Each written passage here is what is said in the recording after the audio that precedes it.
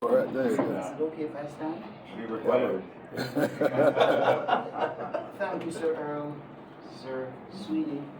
All protocols observed. I'm not going to take your time. Sir G, if I'm going over, pull me when I don't have a jacket tape. About 10 minutes I'll be able to wrap up what I really need to say because I have on a future engagement, an engagement today to be done at First Missionary Church. I'm doing a community walkthrough because I realize the method that we're using now, since I started using it among the schoolboys to get them to play domino, football, we're doing a six-a-side, and then we give them some refreshments, and then we apply the gospel to them and encourage them that there is a presence, the church is in the community, and we want you to be a part of the church. So the Bible says in 1 Corinthians 13:11 that when you were a child, we thought as a child, we reasoned as a child, and the things that we do were childish. But when I become a man, I put away childish things. And I realized recently that in our society, there's no clear definition of when you transition from a boy into manhood. Yes, you have a driver's license at a particular age, 18, and you're allowed to vote, etc. But the actual requirements of what is a man is lacking, and a lot of our young men don't know when they reach that stage. It has nothing to do with solely physical attributes or your voice change or you're maturing, you're getting muscles and all these things. No. Or you can be a sperm donor or you can breed somebody. No. Being a man is far more greater than that. In Asian culture, like in Africa, they would take a young man onto the hunt and they would go and get involved in the kill for the village. And after the kill, that was the ritual of them knowing that, okay, now you're transitioning into manhood because you're also a provider within the village. In England and in Europe, one method they did, they would use the young men and bring them on the outskirts of the battle, on the peripheral, and they would watch the warriors fight. And in due time, they too would become a part of the military, and it would be considered that this is your transition from boyhood to manhood. But in our society, there's no clear definition, and I realize, as Sir Sam said earlier, is that we have a man problem in Jamaica. And once we can get the family right, with the men coming into their rightful place, then the culture and the nation will be much greater. It is a mammoth task, yes, but we have the resources, I believe. And as a school pastor in a few schools, because they particularly send me out to schools that are troubled. And I'm telling you, when I walked into Cumberland September of last year, it was challenging for the first 2 months. But I made up my mind sacrificially every Thursday. I would present myself at the school and I make sure I go early. So I'm standing at the school gate, I'm developing a relationship, shaking their hands. Welcome to school. Welcome to the gate of excellency. Because some of these students are from various backgrounds that are dysfunctional, that are broken. When you come to a school setting, I realize that there's a multitude of female teachers, and some of these young boys, the testosterone riding in them, they're not interested in certain things. So I realized that my presence was making an impact. So I not only go there and do devotions, I walk the hall, I interact with them, and I target them. Ganja smoking is normal in the school, it is cutting out now. They used to bust the bad word hard. But I noticed that my presence there now, when I'm curse about it, I say, oh, sorry, sir. So sometimes your presence can make a difference. So one of the key ingredients is getting more men involved, because men among boys make the difference. So the question is, what is a man? Some of these young boys don't know who, what, how, and when is a man, or the requirements of responsibility, the requirements of being a provider, being a high priest in the home, and also being a protector. Some of these things are lacking, because the other day I saw a guy punching a girl and I had to speak to him aggressively and say, no, you cannot touch a woman. So I decided to do a course in the school in terms of how and what is required of a man. Surprisingly, they called me about 3 weeks ago because I've been at the school about 9 months now. And they said that they interviewed the principal, Mr. Pitt, at Cumberland High School. And they said that the bullying has gone down. And I know it's that the Lord that has allowed this opportunity for me to be here every single week. And my presence is being felt. So I notice when I go there, you know, them and knock off with this one big boss, and I'm able to communicate with them on their level, and they begin to open up. One young man about a couple months ago, he was real angry and giving a lot of trouble in class. So I pulled him one side and I began to talk to him, and he opened up. And he began to tell me that, look, 3 gunmen killed my father, and I want revenge. And I said, really? How it happened? He related to me what happened. And he said that he's going to join the police force because he must get back. And I had to tell him, no. And immediately I had to start interceding and praying for him right there and then to tell him that's not the way to go about it. Joining the police force to kill others or get your revenge is not the way. There is another way. So I'll be there and I recommend him, because one of the things we complement the guidance counselor as school pastor. We're not there just on a one-man band thing. I have to do a report every time I'm finished, submit it to the guidance counselor, as long as also the school pastor ministry. So one of my points in being here this morning is to stir you, is to motivate you, that you too can be a part of the school ministry. It can be just maybe 3 hours twice a month, you know. And you just come on board, because I realize, yes, when you get a call for school pastors, we have a lot of females. I have no objections to the females. But I'm telling you that the male school pastors make a greater impact on these young minds, because guess what? They're young and they're impressionable. They're easy to influence. And the music is what is influencing them. The movies, the online thing, the pornography, all these different things. I'm listening to some of the music that they're playing, and trust me, it's awful. Turn up. It's just raw in terms of what they're listening to. So there are different methods in which we can reach them, and I'm sure just the presence of us being there is so instrumental, it's so big.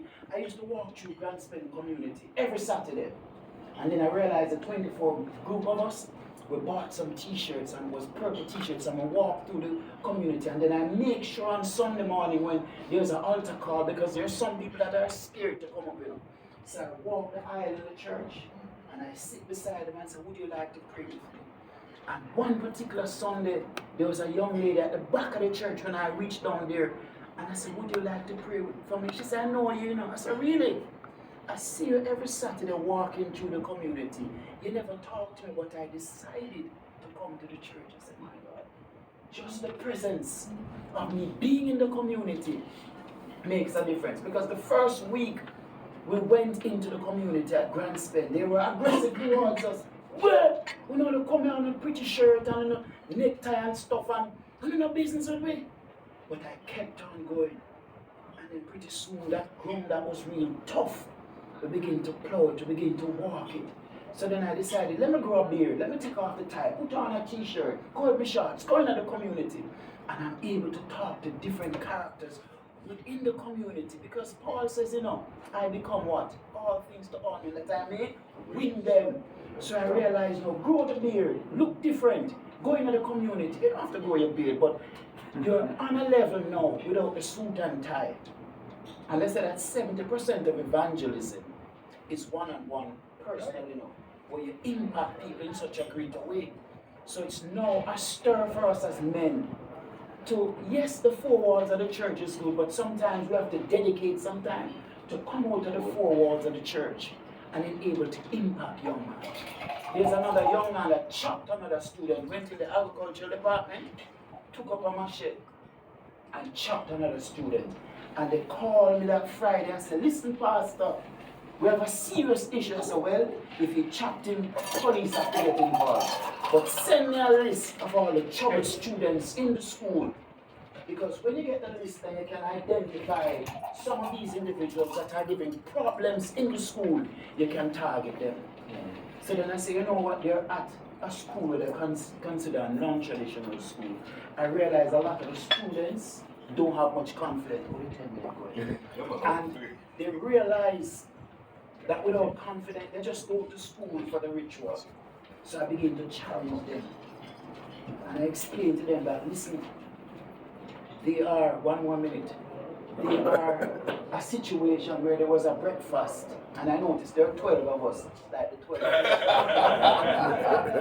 And during the breakfast, they said, you know, we're going to have chicken and ham. And the pig stood up and said, no, let us have eggs alone. And they started to argue. And the chicken said, no, man, look, chicken and ham, this is not a continental breakfast, but at least it's a breakfast where you get the chicken with the ham. So the pig was saying, no ham, just chicken. And the farmer said, why is it you just want the egg alone? And so listen to me. With the egg, it's different from the ham. Because for you, it is involvement, but for me, it is commitment. So the pig has to give his life for the ham to be served, but the chicken just lay egg. So this is one of the things I want to stir you this morning. Don't be just involved, but become committed in saying, I will rise up, sacrifice twice a month, become a part of a school, adopt a school, because we need so much school pastors. We need individuals to come. There's a requirement doing it because we do have a police test. They have to do our police thing there, record that we get that, and then you work along with the guidance counselor. But we're doing it for Christ. So every time I'm going to the school, I make sure I get up early and I remind myself that this is imperative that I do this. Because one day when I stand before God, we will all have to give an account of what we did. Did I help a young man? The gentleman there said he saw them wiping on the windshield glass. Sometimes we can stop the car and talk to them for a few minutes and encourage them. Because they tend to receive aggressiveness, which is a part of the culture, very negative. But you can be the exception, like a diamond in the midst of sticks and stones, and encourage them. Just bow your heads real quick as I pray. Father, I pray that the few words that I've spoken this morning may not only stir, but inspire, motivate, and challenge my brothers in this room, that they too might see the need and the urgency in a broken world, in a temporal world, to go forth and declare the word into the minds and hearts of the young men around us.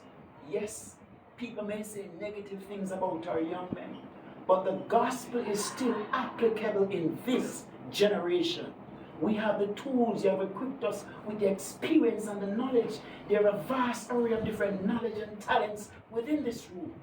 So Father, I challenge each and every individual this morning in this room that they will be stirred, they'll be motivated to make the choice to say, well, let me become a part of the solution to help and assist through the purpose of Jesus Christ. I give you thanks this morning for the breakfast, it was delicious, and for every individual here, that you continue to undergird us, protect us, and to keep us. In Jesus' name I pray. Amen. I might slip out shortly because I know they're going to call me from downtown because I have a walk to do and a gathering with the doctors and stuff. But understood. Yes, good. Sorry. Well, what can I say? I think he, in his earlier remark, did say something of him. I have known him for some time. He has been here before, right? And he is. When I think of Spring Village, I think of Randy, because the ministry up there and the role that Jamaica Brothers play in the community is so impactful, and he is a major part of it because of the, tell you more than I can mention of the whole educational and learning and engagement with young men in particular in the community. But I would say more. I just ask him to share what the Lord has given and God to share with us too. Thank you, sir. Brothers, good morning. This is a privilege to be here to share my testimony, really, of God's grace and favor. For a boy from Dry Hill, Hanover, it's hard to imagine that God would have chosen me to serve Him in the practical ways that He predestined me to. So from doing common entrance and my name not coming out in the paper and getting my whole dose of cussing, to learn weeks later that not just I, but a lot more Jamaicans did pass, but there wasn't enough spaces in schools to receive us. And I was fortunate as one of 560 students from across Jamaica to be placed at Jose Marti. That place, that school, that institution changed my life. Because it was there. I, like hundreds of other children from across the 14 parishes of Jamaica, come to know the Lord Jesus Christ. And having come to know Him at 12 years old, in an environment like that, where in my batch of students, no less than 20, 25 of us are pastors today. That work and study program built into boys and girls, because it's co-ed, 560 of us from 14 parishes, built into us values and attitudes that second to none. Our work ethic, unbelievable, but in fact also our spiritual fervor. We learned how to testify in school.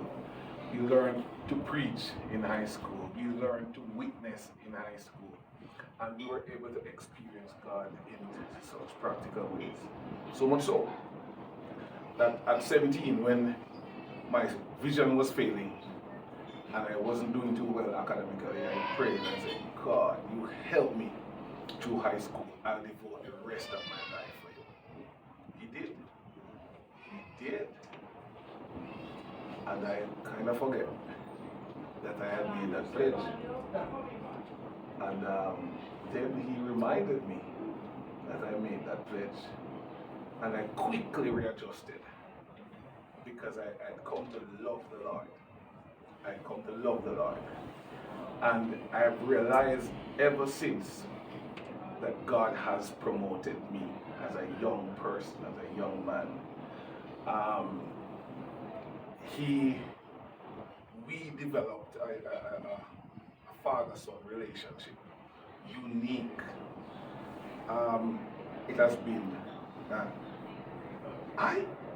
I'm in love with what God says, and I see God differently from most of my contemporaries, and even most of my leaders and pastors.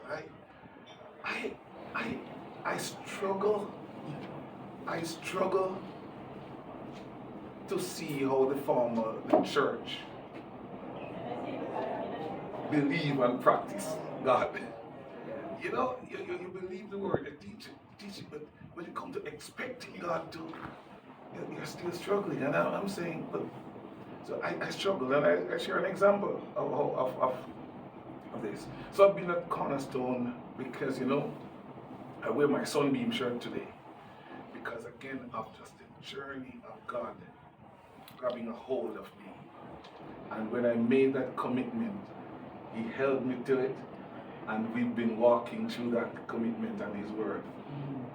So He brought me to high school, committed, and from high school I had some siblings. I decided that, you know, I'm going to pause from going to college and let them finish their high school. They have to go to Russies and all the whole 9 yards. Because I knew from very early, having come to know the Lord at 12, that God had a very special thing. When I read where the male that opens womb is special unto God, I realized God was talking to me.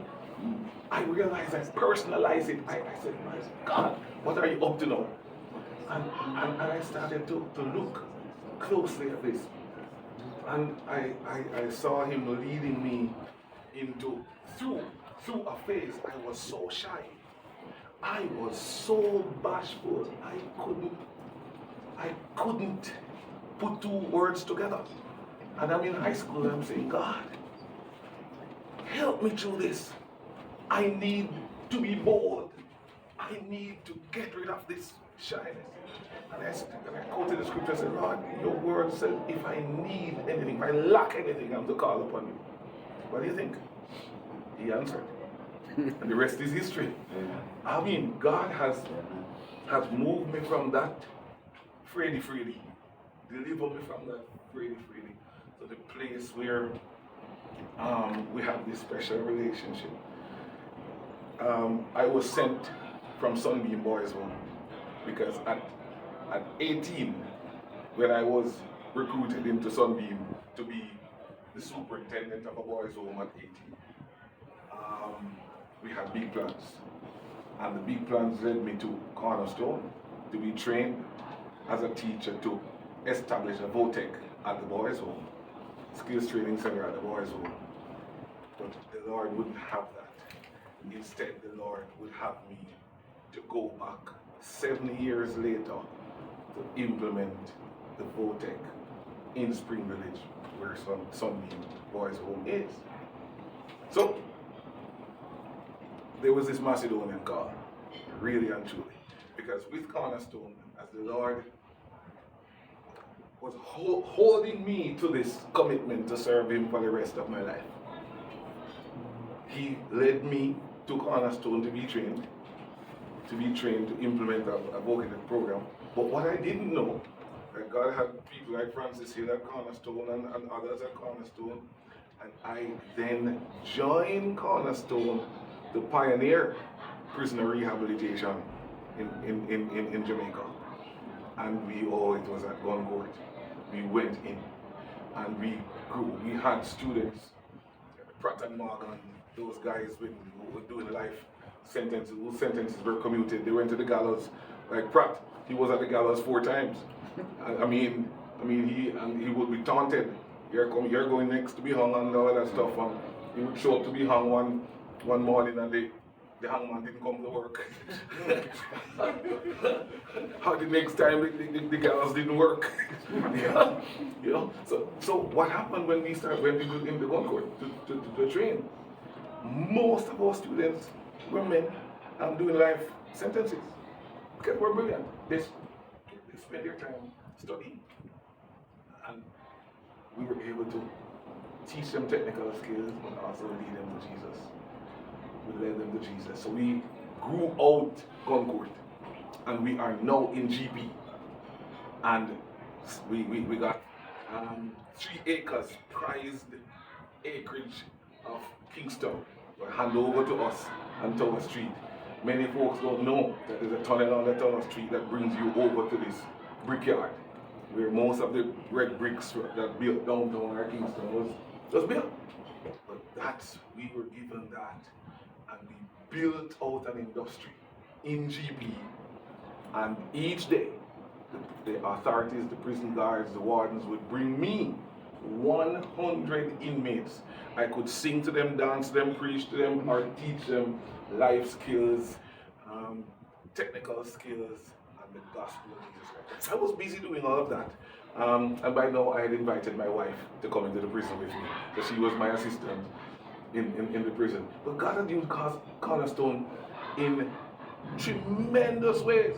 Doug, a white man, and me, his black son, we were promoted to senior wardens because we could go in any section of the prison where our inmate students were. And not only that, we could also prevent them from being transferred to another prison if they were in our programs. But it was all God because of the transformation. So we've seen men who were on death row, life commuted to life imprisonment, to them marrying staff members and becoming staff of Cornerstone and teachers at Cornerstone and now pastors in the wider Jamaican society. The Chance, the Dexter, the Cordovas, and the list goes on and on. I was busy minding my own business in GP. There was a Macedonian call. Spring Village, Jamaica was on fire. Literally riots was happening in Spring Village, the home of the best dressed chicken.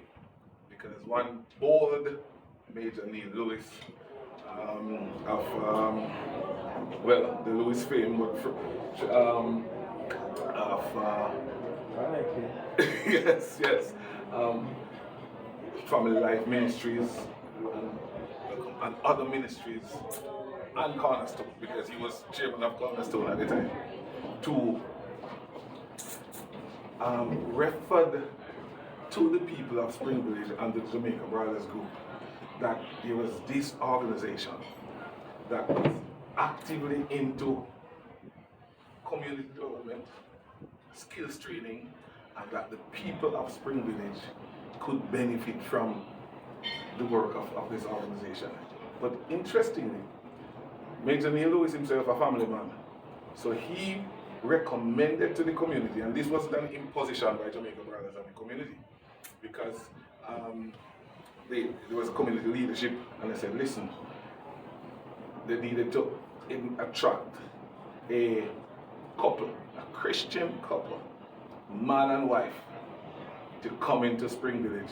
And because of the culture of Spring Village was that there was an all-age school that the kids graduate at age 15, but they would wait 3 years for their entitlement for a job at the best dressed chicken. They are entitled to. Everybody from Spring Village is entitled to work there.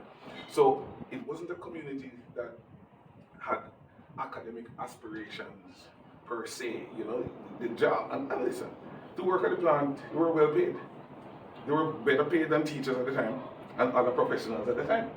So my wife and I had to not just go there in response to a crisis, and the crises were many. Yes, the major predominant one at the time was that the best dressed chicken processing plant had made upwards of 400 people redundant after years of trying to re-engineer the plant. But the people would have none of it. They said, our grandparents built this, nothing is wrong with the plant, the whole 9 yards. But it was in the middle of the country transitioning to market economy, and the productivity of the plant was pretty low. Measured against the top 100 in North America, it was coming out at the bottom in terms of productivity, but on the top in terms of payment, wages. It was just not sustainable. But reason and a strong union would not have allowed good sense to prevail, and that happened. The people rioted. Literally burned vehicles, blocked roads, and Spring Village was on fire. So that Macedonian call that came to me was another part of my commitment to God. God for the rest of my life. Because this call wasn't a job. This wasn't a job. I mean, to this very day, I have not had to negotiate my salary. No, I have not had to negotiate my salary. The Lord took care of that. It was a willing sheep responding to the master's call, and that's what it has been from day one. And it's said, your wife and both of you need to respond to this call to model Christ in this community. Difficult as it was, because there are some cultural practices that was predominant to Spring Village. From 12, 13, the girls were starting to have babies, get pregnant. Because the men felt that, hey, the younger they were, the more easier for them to cure their diseases. And the younger they were also to prove that they were mules by having babies.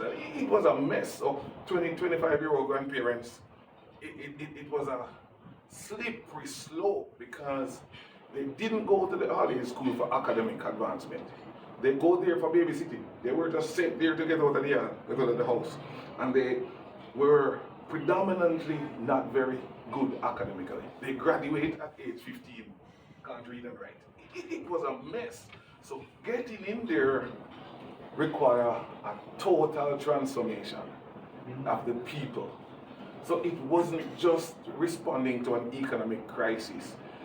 Jamaica Brothers have a tradition of paying its people well. So they paid them off handsomely. No one from that redundant exercise could claim that they didn't get more money than they did, but they weren't educated. They weren't literate enough to invest in themselves or to invest their money properly. Most persons bought a car and rode taxi on the same route. Well, that went belly up very soon and the crisis started again. So they started to block the roads and so. But the company did say, well, listen, you are eligible for re-employment under a new regime, but you have to pass the grade 9 level exam. Hell no. They couldn't pass it either. And they writed some more. So I was brought in at that time. There was a real issue of trust. They didn't trust the police, they didn't trust Jamaica Brothers people anymore, they didn't trust the government. So how did I get involved?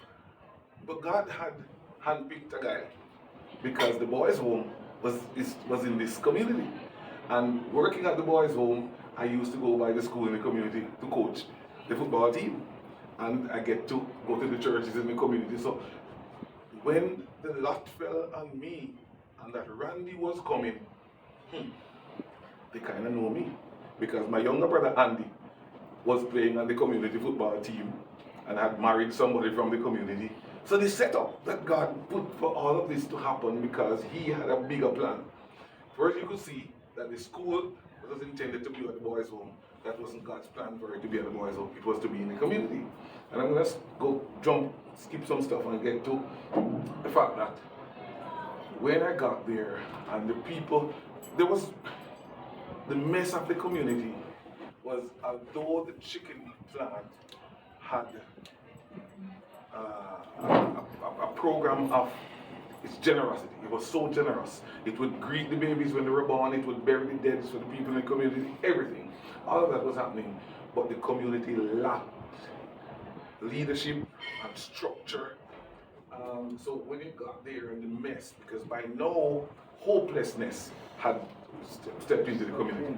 The elderly and the children were being neglected. Garbage was piling up everywhere. So it was a very difficult thing. But again, there was no blueprint to follow. It was going there to be led by the Lord and to do what he wanted done. And that's basically what happened. Because the Lord then said to me, Randy,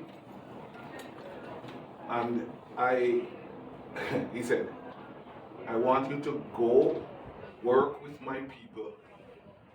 Don't worry about money, work with my people. Now, from a guy of poor means, and I know what poverty is, because when I was walking to primary school in Hanover, I'm hungry, the bus me shut. I used to pick up cane bum, and eat it. So when I go to House at boarding school, I'm hungry still, the bus me shut. His toothpaste, me eat and drink water and go in the corner. Right? So when God tell me, say, go there, so go do this, don't worry about money. It had to be a firm confidence in the Almighty God. We went, God and I went on the journey. And he has been faithful. We're now 30 years in Spring Village transformation. Spring Village has been transformed from that mess that we found. I have a staff of 50 people who serve the community of Spring Village. We are almost like a municipal authority. You know, I have 8 staff members whose full-time job it is to sweep the street, manicure the lawns, and collect solid waste, put it in our own truck and bring it to the landfill. But how did it get there? We got there out of nothingness, out of the garbage the Lord showed the vision to engage the people. The first set of people who I believe God sent me to was the churches. Now, in Spring Village, the churches were cussing each other. Which church was the right church and all that stuff. But when I went, nervously went to the churches and I shared what God had on my heart, they all agreed and supported. And the first committee formed in that committee was that of church leaders. We still have church leaders committee today. They're not as functioning today as then. But most importantly, God has showed himself so personal, physical, and in so many ways, and how the community has been transformed. After about 10 years, we broke the back of illiteracy in the community. Remember, they used to wear illiteracy as like an epaulet. They were show off with them dunceness. And we intervened and interfered in the school system and went back from the basic school, and we create continuous support structures from the school, the physical schools, the structures of the schools, and provide scholarships and for students who pass the GSAT, that 5-year scholarships to go to high school. When you finish high school, you get into college, you get bursaries again. So it's now normalized for young people to attend school, to graduate high school and college bound. It is normal. You know, so it is interesting because it's a faith-based community transformation program that God has really rolled out. It's also a mission station.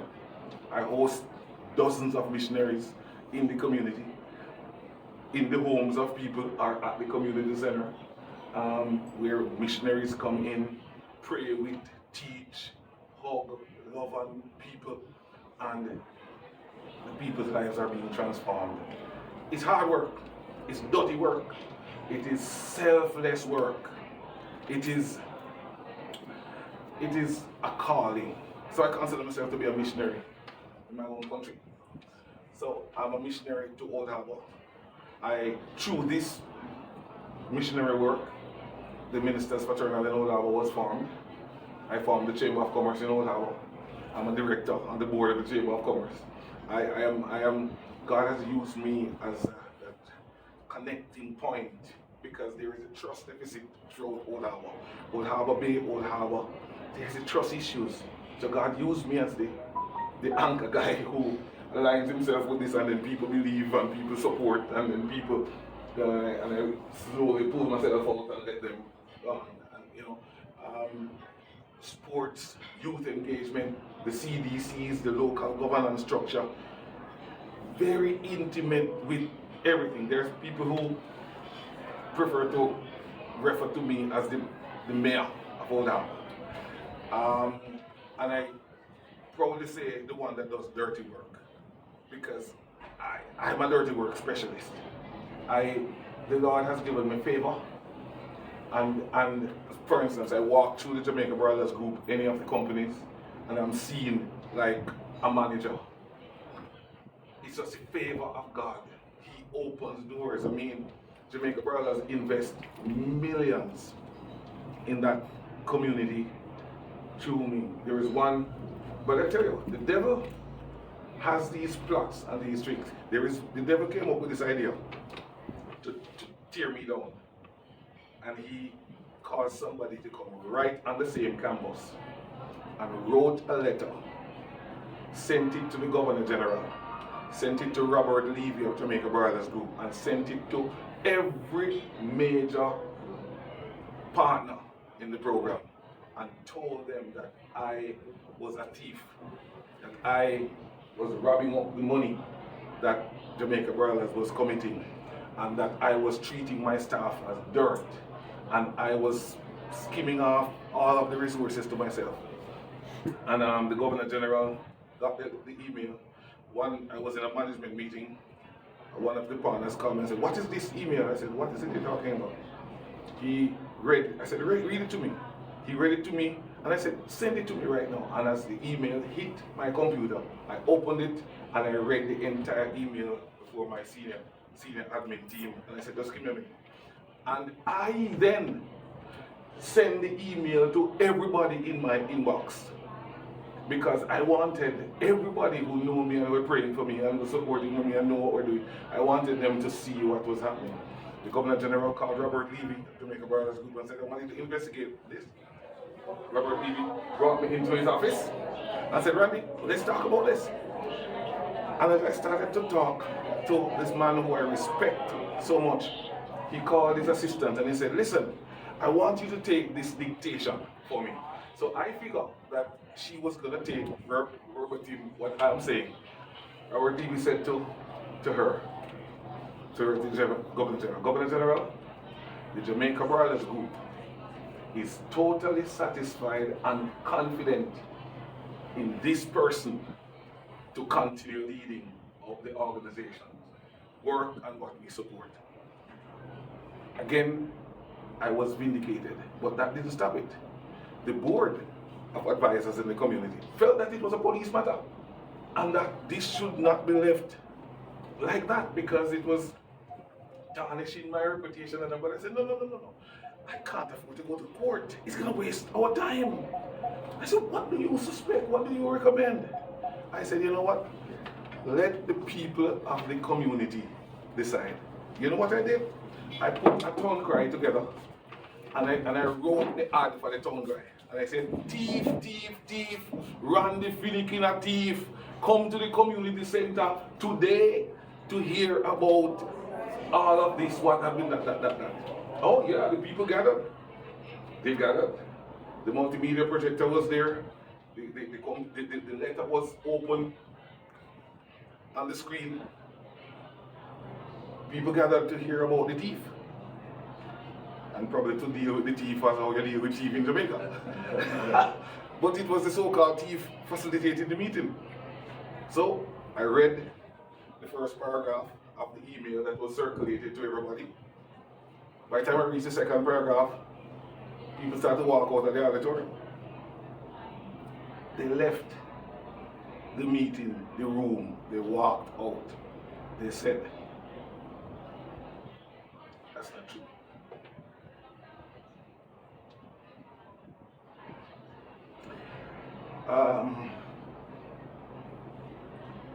It's for the grace of God. Yeah. It's not by works. I have nothing to brag about, save for the goodness of God and He keeping His word. God told me, work with my people, don't worry about the money. I invite all of you to come to Springfield and see what God has done in 30 years. He has built a campus. Pre-COVID, we had up to 500 people per day on this campus. We have a medical center complex on the campus. We now have a partnership with Heart Trust. We offer up to 13 skills. 13 skills up to level 3. School of automotive, school of hospitality, school of nursing, school of driving. All of this is right there that God has done. We have a database of 150, 130 senior citizens that we serve groceries every month. And they can come to the clinic. They come to the clinic, they're asked to contribute $300. They say the government says service money free. You know? But it's just the joy of serving the people. I want to wrap up by just saying, today I'm wearing the Sunbeam shirt.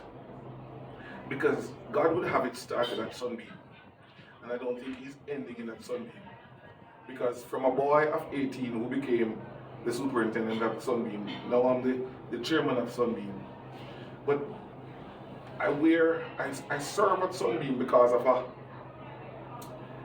of a Chinese Jamaican pastor who founded a home for street boys in Jamaica, Reverend Cedric Lee.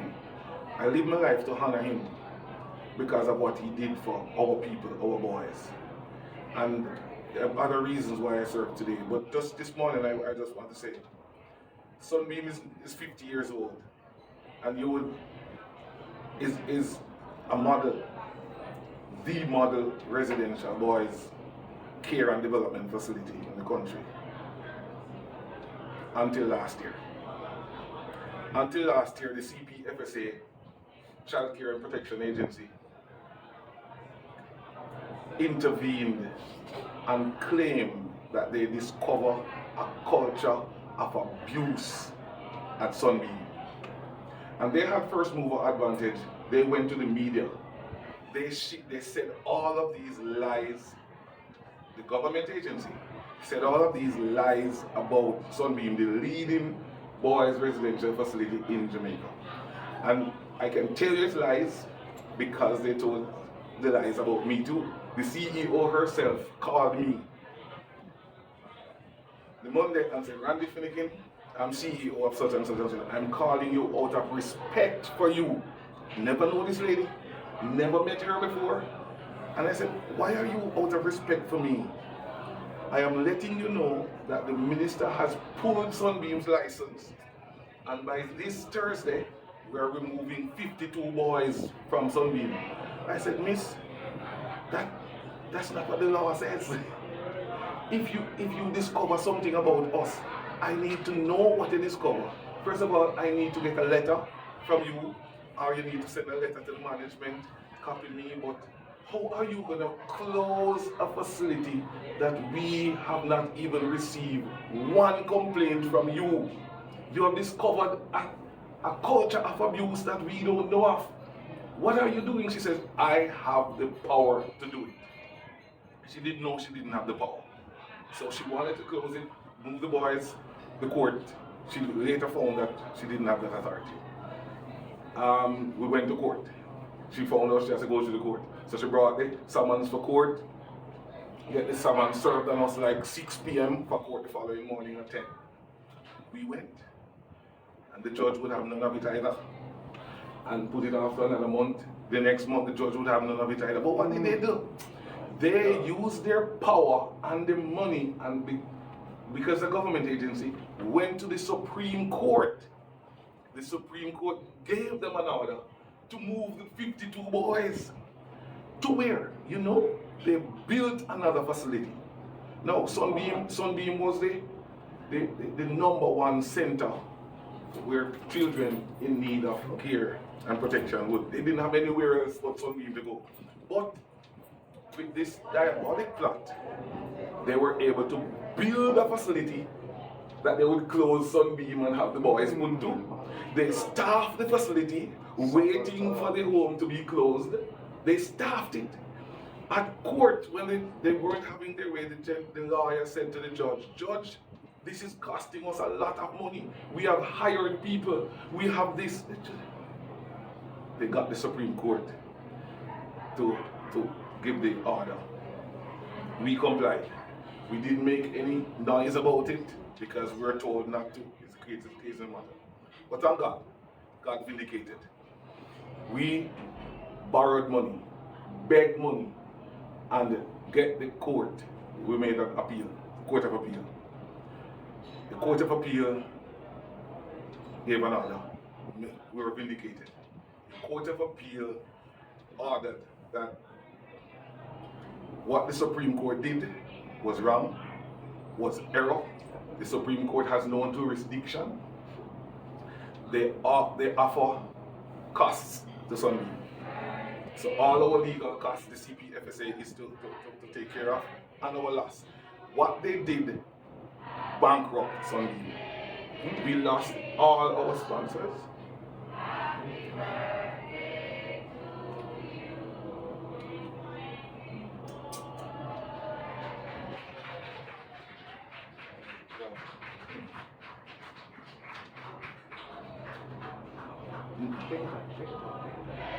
Wickedness.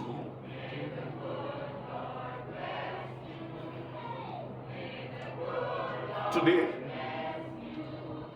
19 staff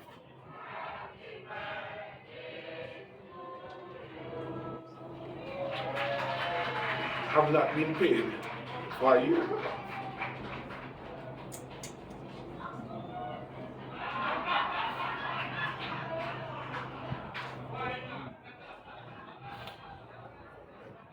Staff hasn't been paid for a year and a half. No, because they bankrupt us. $2 million legal costs, legal fees.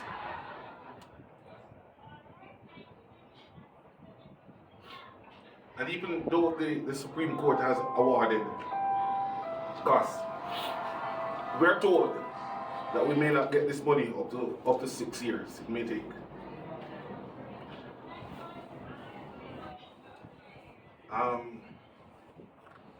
So I end by just saying,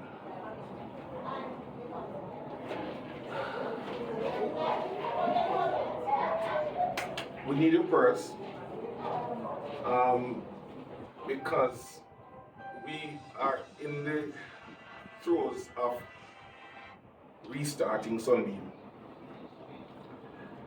We are restarting Sunbeam again based on what the Lord said, that His mandate for Sunbeam is as real now as 15 years ago. But obviously we're broke, so what are we doing? We looked at what God has given us. 4 3/4 acres of prime agricultural land. Fruit orchard, greenhouse, poultry house, piggery unit, and for the first time in 50 years, we have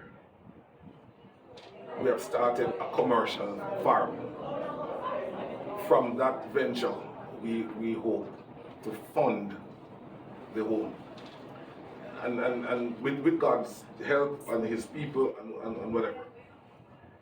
But rather than 52 boys, however, we are going back to the basis where God started us. So we're going back to families in need, families who are in need of help with their sons. So we have a residential program. We restarted with 10 boys in residence full time, and we have a weekend program. Up to 25 boys coming Friday to Monday in a weekend program, and working them through, with whatever resources the Lord has provided. But I say I am,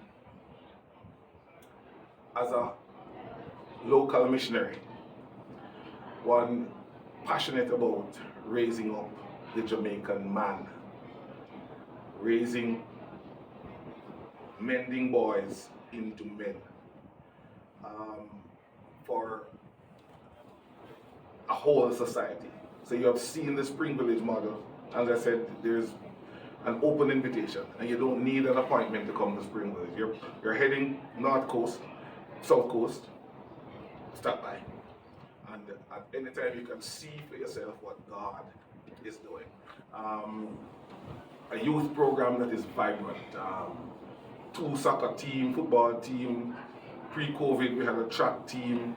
We are now opening a basketball academy on campus with Phase 1 Global to properly train and choose basketball as a sport, direct young men into college for scholarships and so on.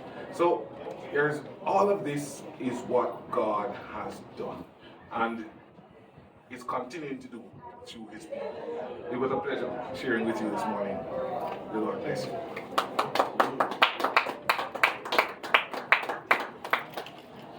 Yes, sir.